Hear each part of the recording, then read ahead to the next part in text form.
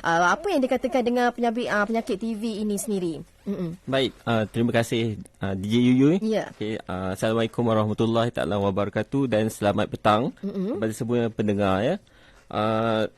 So apa itu TB? So kalau kita nak tengok dalam masyarakat Malaysia sini lah. Dia batuk sikit. Itu ada TB ke tu? Jangan. Okay, TB tu kita atau nama lain lah kita panggil kepada tuberkulosis lah ya. Atau dalam bahasa Melayu kita sangat dekat dengan batuk kering. Okay? Batuk kering. Dia adalah penyakit berjangkit yang disebabkan oleh bakteria yang dipanggil nama Mycobacterium tuberculosis. Okay? So bakteria ni ada kat dalam badan seseorang pesakit TB aktif. Okay, so dia boleh merebak melalui titisan-titisan air di udara.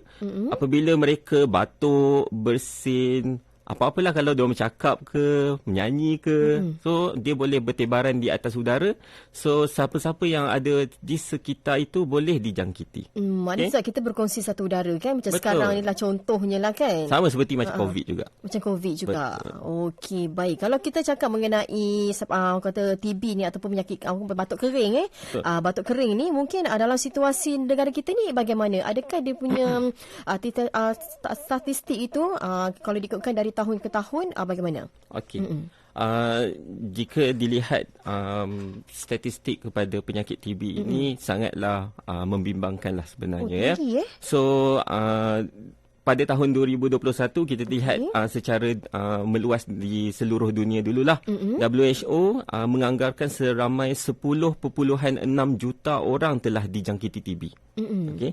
Daripada itu seramai 1.6 juta telah meninggal dunia akibat TB pada 2021 sahaja. Okay? Dan juga TB ini di tangga ke-13 penyebab utama kematian dan juga pembunuh berjangkit kedua utama selepas COVID-19. Lebih daripada HIV dan juga AIDS. So itu di dunia lah. Tapi kalau di Malaysia kita lihat pada tahun 2022 mencatatkan kes baru TB sebanyak 25,391 orang, meningkat daripada 2021 sebanyak 3,000 kes. Dan juga kematian dicatatkan sebanyak 2,572 orang. Itu di Malaysia. So di antara semua negeri yang terdapat di Malaysia, Selangor nombor 1 lah. Selangor memang tetap, walau apa pun tetap nombor 1 kan? Betul. So di Selangor sebanyak 5,236 kes dicatatkan pada 2022 tahun lepas. Menunjukkan peningkatan sebanyak 657 kes dari tahun sebelumnya. TB pada kanak-kanak juga meningkatlah daripada 167 kes pada 2021 meningkat kepada 223 kes 2022.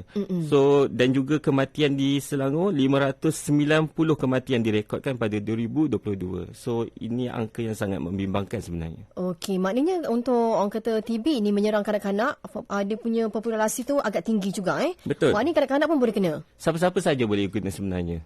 Semua orang berisiko tinggi untuk mendapat TB. Walaupun bayi. Betul. Okey, agak menakutkan juga Yes, betul. Okey, baik. Kalau kita nak tahu yang kita ni, bukan kita lah, orang tu lah kita boleh takut pula kan. Okey, bila kita nak tahu seseorang tu dia kena TB, mungkin ada tanda-tanda yang kita boleh kesan dari awal. Contohnya kalau macam COVID-19 ada tanda dia, dan kalau kita buat test kit, maknanya kita positif. Kalau TB ni bagaimana? Ada juga ke alatan yang khas sebelum kita nak pergi ke hospital, ke klinik, kita boleh tahu rawatan apa yang boleh kita lakukan? Yes, betul. Setiap penyakit tu ada cara untuk kita kena pastilah. So, tapi sebelum saya masuk kepada tanda-tandanya, so saya cerita sedikit lah tentang TB ni. Ada pelbagai jenis TB. Bukan TB hanya satu jenis, tidak. So TB boleh diklasifikasi kepada dua jenis, iaitu TB paru-paru atau kita panggil pulmonary TB, dan juga TB extra pulmonary, iaitu yang menjangkiti organ selain dari paru-paru. So organ yang boleh dijangkiti tu adalah banyak. So seperti macam kelenjar, sendi, sistem pencernaan, tulang belakang, selaput otak, so dan pelbagai lagi. Di mana-mana saja di bahagian badan boleh dijangkiti TB. So tapi yang paling biasanya adalah pulmonary TB lah, sebab itu adalah tempat pertama kuman itu akan paru-paru akan dijangkiti lah, menjangkiti. Okay? So selain dari itu juga TB juga boleh ada satu lagi yang kita panggil sebagai TB, latent TB. Okay. Latent TB ni kita cakap adalah TB yang senyap lah. Dia tidur. So kuman itu ada di dalam badan tetapi tidak memberi penyakit. Tidak memberi penyakit. Mungkin saya ada. Tak ada tanda. Mungkin DJ ada. Takut. Kita pun tak tahu siapa-siapa. Sebab kerana kenapa dia tidak aktif? Kerana sistem badan kita, imunisasi kita adalah tinggi. Okey. Tapi adakah ia bahaya? Bahaya juga. Walaupun tidak memberi penyakit. Kerana dia ibarat sebagai bom. So, bila-bila masa saja dia boleh menjadi aktif apabila badan kita, imun sistem badan kita rendah. Turun. Dia akan jadi aktif. So, kesemua TB yang saya cakap ni ada rawatannya. Okay? So, bila saya nak cerita tentang tanda-tandanya, saya merujuk kepada TB paru-paru sahajalah dulu. Sebab setiap TB ni ada tanda-tanda yang sendirinya lah. Kita tak boleh samakan semua. So, untuk TB paru-paru, tanda-tanda yang boleh dikenal pasti, pertamanya adalah batuk berpanjangan. Okey. Batuk lebih daripada 2 minggu lah kita kata berpanjangan tu. Diikuti juga batuk berdarah. Okay? Dan juga sakit dada apabila bernafas ataupun bercakap. Right?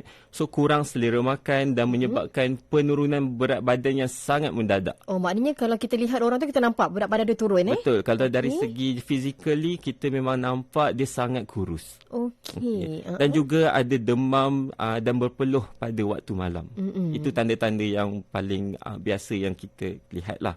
So apabila ada tanda-tanda ini, segeralah mendapatkan pengesanan di klinik-klinik kesihatan ataupun hospital yang berdekatan. Okey. Terdapat berbagai cara lah untuk kita nak kesan. Okay. So sebagai contoh boleh dikesan melalui ujian kahak. Okay. Ujian pemeriksaan X-ray. Okay, untuk kita nak lihat sama ada perubahan pada paru-paru. Dan juga melalui ujian mantu test. Mungkin DJ pernah juga sebelum ni kan cucuk di bahagian lengan dan kita bulatkan dan kita tengok berapa besar dia punya bulatan tu jadi macam mana. Itulah mantu test lah. Mantu test. Yes, betul. Itu antara ujian-ujian yang akan dibuat lah. Ada lagi beberapa ujian yang pada masa kini yang untuk mengesan seperti macam IGRA. IGRA itu untuk mengesan latent TB, yang TB senyap lah. TB senyap yang kita takut sebenarnya kan? Sebenarnya takut. Tiba-tiba ada rupanya dah lama dah. Betul. Tapi dia siapa yang berisiko tinggi lah. Maksud berisiko tinggi itu duduk bersama dengan pesakit TB. Kita panggil kontak rapat kepada index kes TB. Dan juga pekerja di sektor kesihatan seperti saya yang berurusan dengan pelbagai jenis pesakit lah. So kita pun tak tahu. So siapa-siapa yang berisiko tinggi ni memang patut untuk mendapatkan pengesanan awal. Okey, maknanya kalau macam Encik Zaid sendiri setiap tahun mesti ada rawatan yang akan diberikan kan? Ke dikira setiap bulan? Ke 6 bulan sekali? Tiada rawatan sebab saya bukan positif lah. So pengesanan tu akan dibuat setiap tahun. Setiap tahun pengesanan. Maksudnya akan ada cek secara klinikal, sama ada simptom ataupun ujian lah, mantu test lah. Okey, simptom ada tak ada pun akan tetap dilakukan juga. Betul. Okey, baik. Okey, dan sekarang kita nak tahu pula sekiranya kita ni memang bukan kita, orang tu risau. Okay, memang ada orang kata punya pesakit ni memang dia memang ada TB. Tapi kita nak tahu juga macam mana rawatan yang mereka perlukan. Baik. So sebelum saya teruskan kepada rawatan yang sedia ada sekarang, so kita perlu tahu dulu apa objektif utama rawatan TB itu sendiri. Ya. So pertamanya sudah tentulah untuk menyembuhkan pesakit TB itu daripada penyakit TB.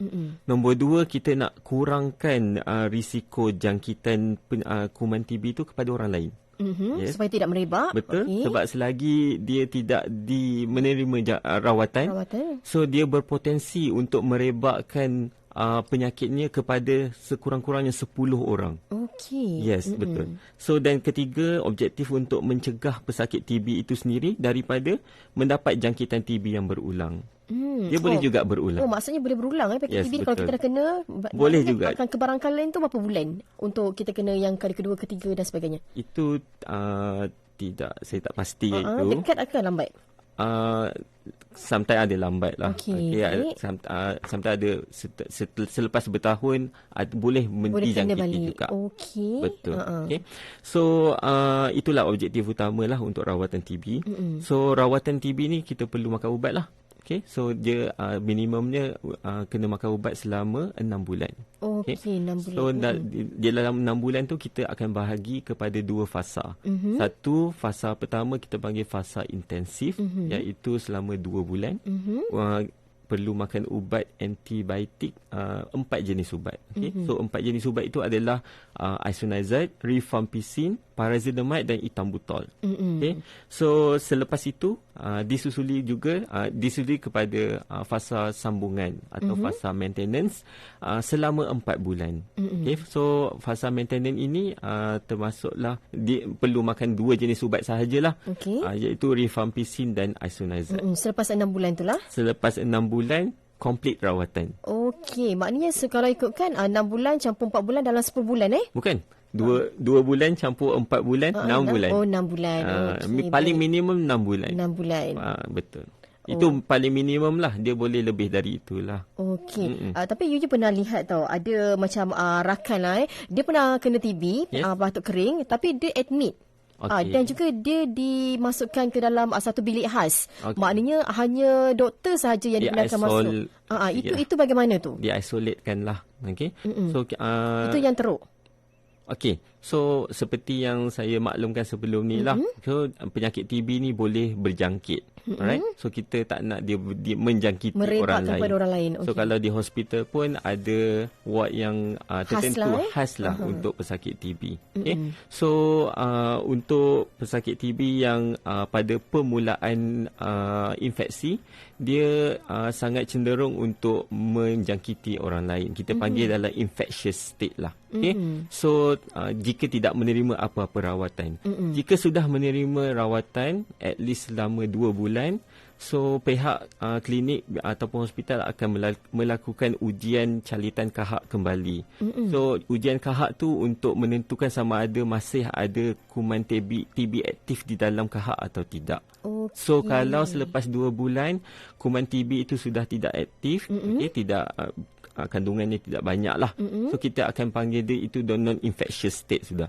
So maksudnya dia kurang untuk menjangkiti kepada orang lain. Kenapa dia diisolatkan pada peringkat awal, supaya kita tidak mahu dia menjangkiti orang lain lah. Menyebarkan wabak TB betul sendiri. Macam tadilah objektif kedua tu, kita tak nak dia sebar kepada orang lain.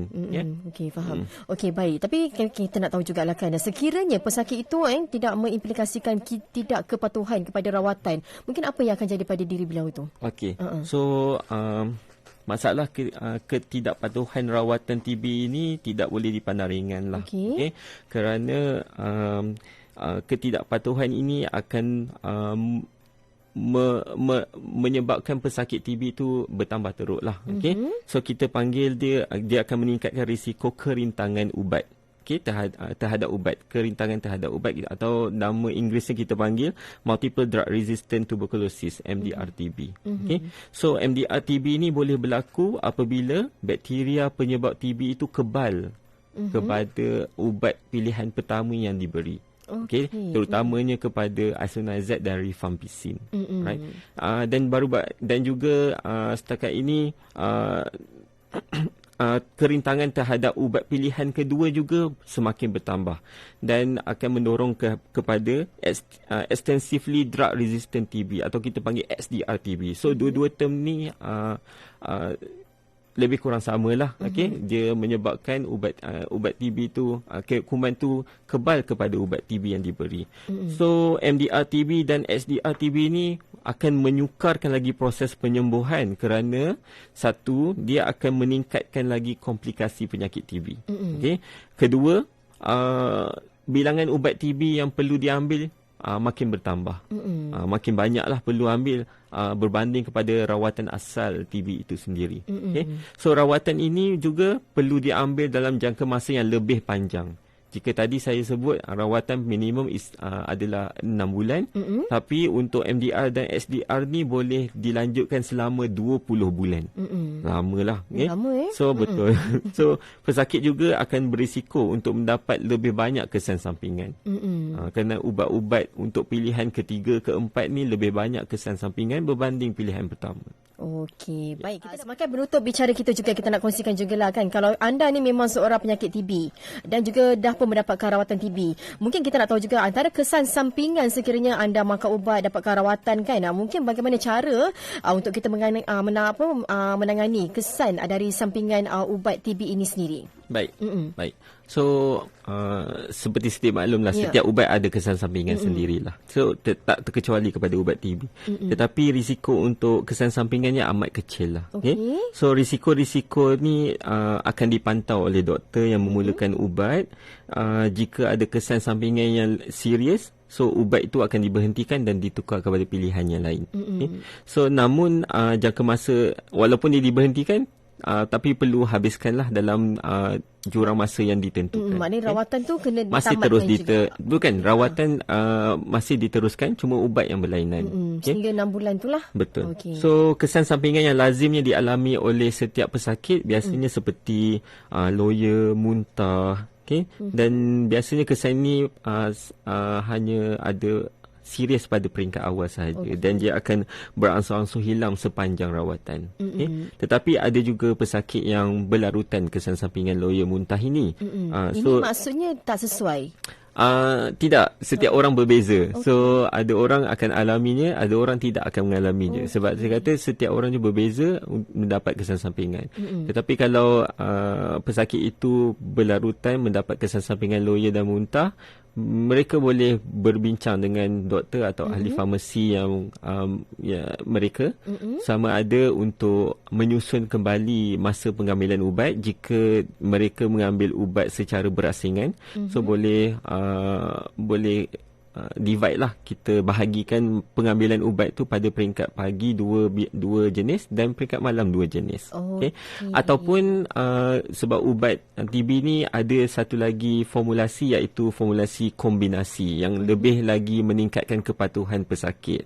So 4 jenis ubat antibiotik tadi kita formulasikan dalam 1 tablet sahaja. Dicampurkan keseluruhannya. Betul. So jika pesakit ada kesan sampingan itu, pesakit boleh makan sedikit makanan seperti bubur nasi sebelum makan ubat lah.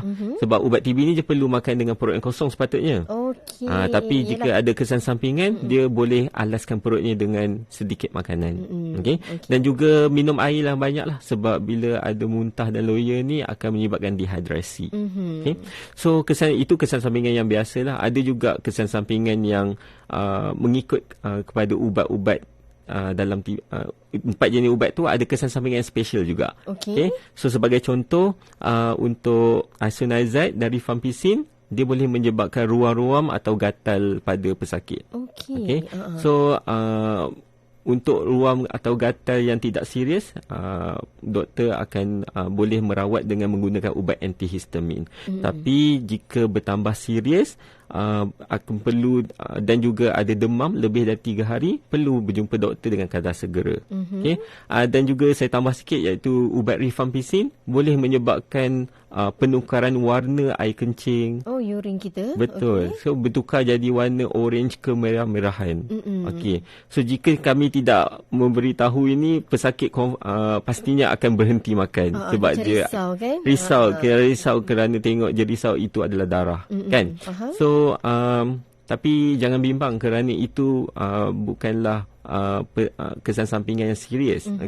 Kerana ubat itu memang boleh menukarkan warna sahaja, dan dia akan kembali normal apabila telah tamat tempoh rawatan. Dah berhenti makan ubat, dia akan kembali normal kembali.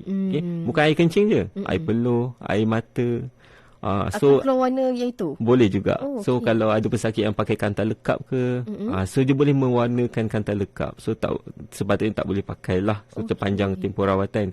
Dan juga baju kadang-kadang akan stainkan warna baju. So itu salah satulah kesan sampingannya lah. Okey, baik. Sekarang ni kita dah pun sampai di penghujung siaran. Mungkin sedikitlah kata-kata Encik Zaid kepada semua pendengar setia Selangor FM yang sedang dengarkan kita ataupun yang sedang melihat kita sekarang ini, kepada mereka yang mungkin memang sedang mendapatkan rawatan ataupun macam kita katakan tadi, mereka ni batuk yang berpanjangan. Mungkin ada kata khas untuk mereka terus mendapatkan rawatan. Silakan. Baik, terima kasih. So, pertamanya masyarakat perlu dinasihatilah supaya tidak terpedaya dengan dakwah anti-vaksin. So, TB ni ada vaksin. So, ada vaksin sendiri. Betul. Kita rakyat Malaysia ni sangat beruntung kerana setiap kali semasa lahir kita sudah disuntik oleh BCG. BCG ni untuk vaksin yang digunakan untuk mengelakkan jangkitan TB serius pada peringkat kanak-kanak. Okay? So BCG adalah sangat selamat. So jangan terberdaya dengan dakwah anti vaksin. So jika anda ada terdapat simptom-simptom atau tanda-tanda penyakit TB yang saya sebutkan sebentar tadi, silalah dapatkan pengesanan dengan segera di klinik kesihatan atau hospital berdekatan. Jika anda disahkan pesakit TB, dapatkan rawatan dengan segera. Lengkapkan rawatan dengan segera. Jangan berhenti makan ubat dengan sesuka hati, jangan tambah dos ubat dengan sendirinya, dan juga jika ada kesan sampingan, sila berhubung dengan doktor atau ahli farmasi anda sendiri. Dan juga kebiasaannya setelah makan ubat TB ni, pesakit akan berasa sihat dengan sendirinya. Tetapi pesakit masih perlu menghabiskan rawatan selama 6 bulan untuk memastikan semua kuman itu akan dapat dibunuh lah. Okay? Dan juga untuk masyarakat Malaysia lah, okay? Salah faham tentang berkaitan dengan penyakit TB dan juga stigma terhadap pesakit TB ni perlu dihentikan lah. Okay? Walaupun kita kata dia berjangkit, tapi untuk jangka masa yang awal sahaja. Telah dapat rawatan, sepatutnya dia tidak boleh tidak berjangkit lah, macam saya kata, non-infectious dan infectious state. Okay? Dan juga kerana kita komitmen terhadap semua pihak ni amatlah penting, kerana hasrat Malaysia kita nak bebas daripada TB menjelang tahun 2035. Okey. Betul. Baik. So akhir kata saya kata TB ni boleh diubati, ya. Namun tanpa rawatan dia boleh menjadi serius dan boleh meragut nyawa anda juga. Okey. So pencegahan adalah langkah yang terbaik. Okey, baik, itu kata-kata terbaik dari Encik Zaid kita sendiri, merupakan pegawai farmasi dari Klinik Ampang dalam Hello Selangor Perspektif Sihat, dan juga tajuk yang telah pun kami bicarakan bersama dengan anda mengenai Abai Do Ubat, jejas rawatan TB ini yang telah pun kami bicarakan bersama dengan anda. Anda kena kata lengkapkan rawatan anda selama 6 bulan, dan juga ubat yang telah pun diberikan kepada anda kena makan sampai habis. Okey. Okey, baik.